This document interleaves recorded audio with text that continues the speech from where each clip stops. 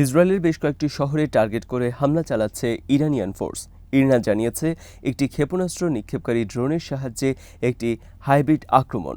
হাইফার পাশের শহর তামরায় ইরানি ক্ষেপণাস্ত্র আঘাত হেনেছে বলে জানিয়েছে ইসরায়েলি টেলিভিশন চ্যানেল 13।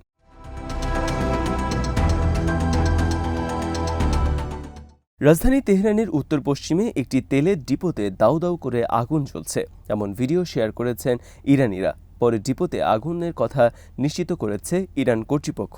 এর প্রতিক্রিয়ায় ইরান শনিবার দিবাগত রাতে ছোড়া ক্ষেপণাস্ত্রের আঘাতে ইসরায়েলের হাইফা তেল শোধনাগার জ্বালিয়ে দেয়।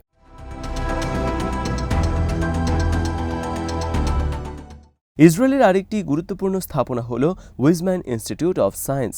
এটি একটি বহু বিষয়ক গবেষণা কেন্দ্র যেখানে বিজ্ঞান, প্রযুক্তি এবং প্রকৌশলের বিভিন্ন ক্ষেত্রে গবেষণা করা হয়।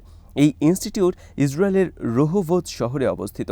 ইরানের এই হামলার এই স্থাপনাটিও ধ্বংস হয়ে গেছে। ইরানের আরেক দফা ক্ষেপণাস্ত্র হামলায় তেল আবিবের কাছের শহর রিশনের আবাসিক এলাকা আক্রান্ত হয়।